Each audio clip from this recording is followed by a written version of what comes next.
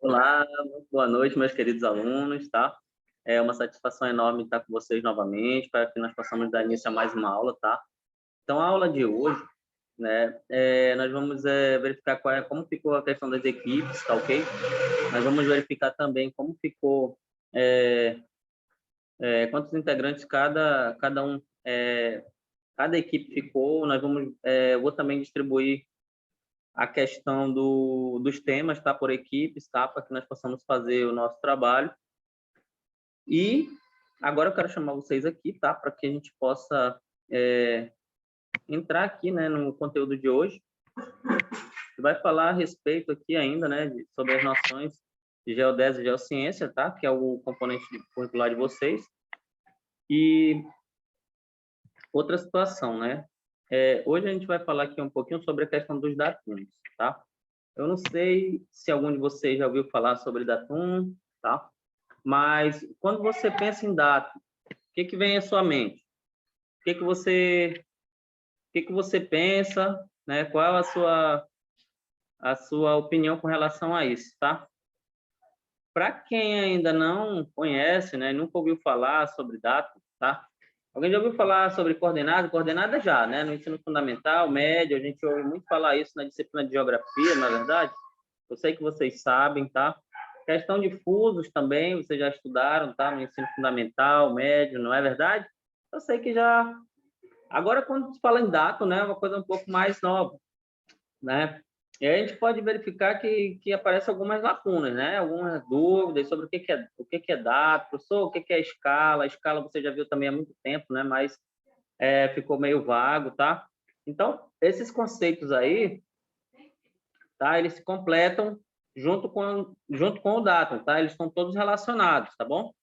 E aí a gente vai falar. Então, o que a gente pode dizer aqui com relação ao datum, tá? Datum geodésico é a forma do tamanho de um elipsoide. O elipsoide, tá? Que é a representação numérica, tá? Utilizada, tá? Para representar o globo terrestre, tá? Bem como a sua posição relativa ao geóide. Define um sistema geodésico, também designado por um datum geodésico, tá? Sistema geodésico, datum geodésico, tá? Essas palavras, elas são parecidas, tá? Então, no caso brasileiro, adota-se o sistema geodésico CIRGAS 2000, tá? Esse é o mais atual existente aqui, tá? Adotado no Brasil, tá? Que antigamente era utilizado o SAD 69, ok? O sistema geodésico brasileiro, ele é constituído por cerca de 70 mil estações implantadas pelo IBGE em torno do território brasileiro, ok? E essas estações, elas são divididas em 3 redes. Mas, professor, quais seriam essas 3 redes? Vamos lá. A primeira rede, ela seria a rede planimétrica, tá? Representada por um plano, né? Onde nós conseguiríamos ver o que é latitude e o que é longitude de alta precisão, ok? Outra situação, né? Outra rede é altimétrica, tá? Que ela está relacionada com as altitudes de alta precisão também, altura de relevo, tá ok? Outra situação é a rede gravimétrica, tá ok? São valores precisos de aceleração da gravidade, tá? Que envolve a gravidade no caso, tá ok? Então, essas 3 redes aí, elas são fundamentais para que nós possamos fazer a nossa análise, tá? Em determinado tipo de região. Falar aqui um pouco do SIRGAS, tá? Por que dele? Por que a pessoa que foi escolhido o SIRGAS 2000 hoje em dia? Bom, pessoal, o SIRGAS 2000 ele foi escolhido devido à necessidade de um sistema de referência compatível com o sistema de posicionamento global, no caso aí, o GPS. Esse sistema ele estava programado para substituir o SAD 69 até 2015, o que de fato aconteceu, tá, pessoal? Ou seja, por que ele foi realmente trocado, né, de SAD 69 para SIRGAS 2000, tá? Foi devido às necessidades do sistema de referência ser compatível, tá, com o GPS, tá? Que é uma constelação de satélites americanos, tá? Americanos utilizados para localizar qualquer ponto na superfície terrestre, tudo bem? Hoje em dia, não existe mais só o sistema de posicionamento global GPS, tá? Que é o americano. Nós fazemos uso de outras constelações de satélites, tá? Inclusive, nós temos a estação de satélite russa, tá? Que é o GLONASS, tá? É uma constelação utilizada pelos russos, tá? E também temos a Galileu, que é uma constelação de satélites europeia, da União Europeia, e temos também a Beidou. A Beidou, que é uma constelação de satélite chinesa, tá? Muito evoluída, por sinal. Então, esse conjunto de constelações que existem na atmosfera terrestre, no caso, a camada mais externa da Terra, que é a exosfera, ela compõe um sistema de precisão, tá? De coordenadas geográficas, de sistema de referência geográfica, mais moderno possível, tá? E a gente conhece esse conjunto de constelações, que no caso seria o GPS, Galileu, Beidou, GLONASS e Beidou, tá? Ele forma, tá? Um sistema de referência conhecido como GNSS, tá? Tecnologia GNSS, tá ok? Porém, a do Brasil, né? Como vocês podem observar aqui nesse texto, tá? Ela está relacionada com a constelação de satélite americana, que é o Sistema de Posicionamento Global, tá? O GPS. Deu para entender até aí? Alguma dúvida? Então, vamos seguir. Aqui nós temos um esquema, tá? Que mostra o datum geodésico. Nós temos aqui um datum, tá? Nós temos aqui um elipsoide, tá? Essa justamente, deixa eu botar aqui o laserzinho aqui para vocês poderem observar, tá? Então, a gente tem aqui o elipsoide, tá? Que é representado aqui por essa linha seccionada, tá? É um tipo de superfície. Nós temos aqui a superfície topográfica, tá? Essa toda verde aqui, ó, representada pelo relevo, tá, pessoal? Aqui, ó, observem aí, tá bom? E temos aqui o geóide, tá? Que é o quê, professor? É a forma da Terra, como nós já estudamos, tá? Não é redonda, não é quadrada, tá? Ela não é torta e também não é plana, como muitos acham por aí, tá? Ela é geóide, tá? Mais ou menos assim que você pode comparar é o formato de uma batata, tá? Uma batata portuguesa, tá bom? Então, esse daqui é o esquema, né? Da superfície da Terra e de dados geodésicos, tá bom? Nós temos também aqui, posso mostrar para vocês, é o sistema de referência cartográfico, tá? Espacial. Como vocês já sabem, o datum ele é um modelo matemático teórico da representação da superfície da Terra, tá ok? Com relação ao nível do mar. Aqui a gente tem um exemplo, tá? O datum A e o datum B, tá? Ou seja, a partir do momento que você aloca um ponto em determinado ponto da Terra, tá? O que acontece? Esse ponto, né? Ele nunca vai ser o mesmo no dato A e no dato B. Sempre ele vai ter uma certa variação, tá bom? Então, vamos lá. Outra coisa, né? Os sistemas datum, tá?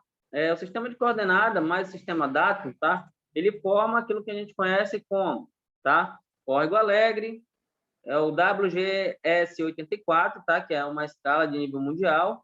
Nós temos também o SAD 69 e também nós temos o SIGA 2000, que é o mais atual aqui no nosso país, tá? Desde fevereiro de 2015, o SIGAS ele é o datum oficial do Brasil. Coloque isso na sua cabeça, que isso pode cair na prova, tá? Então, vamos lá. Temos aqui o sistema de referência cartográfico espacial também, né? Falando mais aqui um pouquinho, tá? Nós temos aqui um plano, né? Um plano em quê, pessoal? Um plano tridimensional. Vocês podem observar aqui os quadrantes, tá? Nós temos aí, quando nós juntamos um x e y, tá?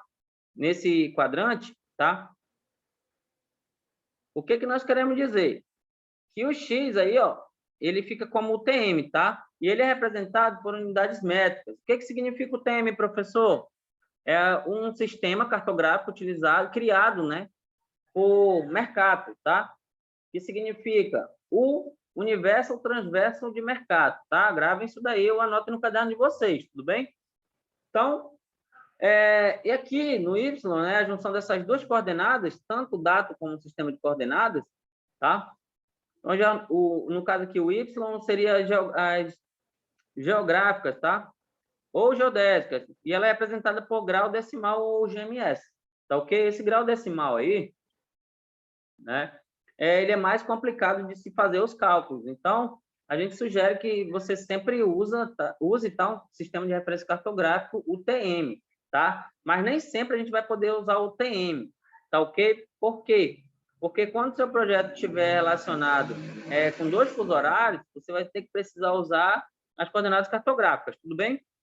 Vamos lá, eu tenho aqui um exemplo aqui para vocês. Temos aqui um vetor, né? Temos um mapa aqui.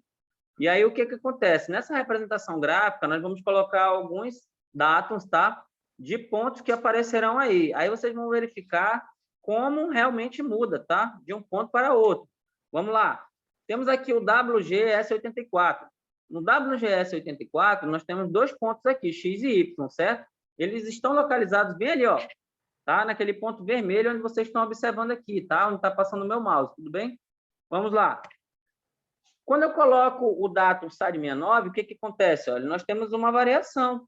É o mesmo ponto, mas ele está alocado em outro lugar, em outra localização, tudo bem? Quando eu coloco o SIGAS 2000, o que acontece? Que é o ponto verde aqui, ó. Vejam só que são os mesmos valores, mas em lugares diferentes. Então, o que acontece? Aí se dá o perigo, tá? De prestar bastante atenção na hora que for colocar esse sistema de referência de coordenadas, para que você não possa sofrer nem um problema futuro, tá? Um problema sério futuro, tá? Aí, como nós escolhemos esse sistema de coordenada? Através dos fusos, tá? Então, aqui, por exemplo, na região norte, nós temos aqui a região norte, ela pertence a 3 fusos horários, 3 não, 4, né? Olha aí, ó, o Amazonas, por exemplo, se nós formos olhar, né? É o 21, 20, 19 e o 18 também, tá ok? Então, nós temos aí 4 fusos horários, né, dentro do nosso estado, por ser um estado muito grande, tá? E aí, o que a gente pode falar aqui também, professor? Professor, eu estou com uma dúvida, tá? Essas coordenadas aí, me explique melhor.